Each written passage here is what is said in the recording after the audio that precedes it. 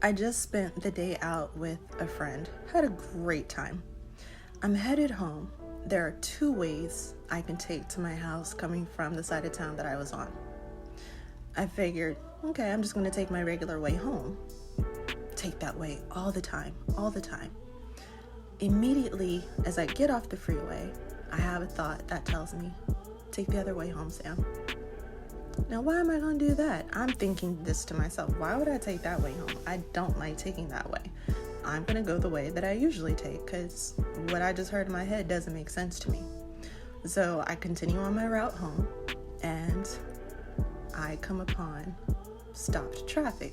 Now, with the time change and it being fall, 6 o'clock kind of looks like 10 o'clock. And it's pitch black, but I see a bunch of cars stopped ahead in front of me. Now I'm like, what's going on here? I notice that there's a huge accident and it's blocking my way home. Immediately, I think, now I have to figure out how to make a U-turn, turn all the way around, and take the other way home. The way that I had heard in my head to go that I ignored because it didn't make sense.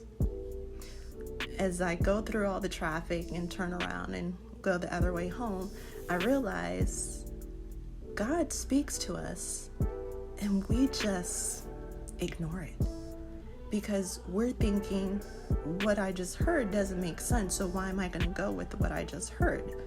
And those are the times that we really need to listen and realize it's not our voice, it's not us. It doesn't make sense, but that thought came for a reason. And then, just like in my case, I dismissed it because it didn't make sense. God was trying to talk to me so I would avoid this accident that was up ahead. I still ended up having to take the way that he told me to take anyway, the way that I ignored the first time. But I had to do it in a roundabout way and go through traffic and turn around just like everybody else was turning around to take a detour. How many times does God tell us to do something, and because we're questioning if it's really him telling us to do it, so we just ignore it? So then we get delayed in the process of what we're really supposed to be doing.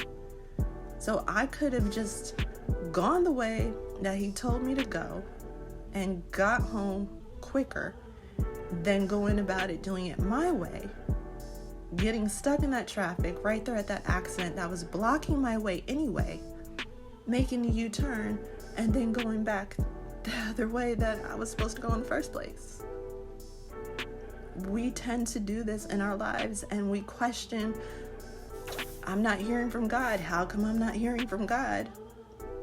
But what about the times that we really are hearing from him and we're just disregarding the voice, thinking that it's us or whatever the case may be, and we complain that God's not speaking to us?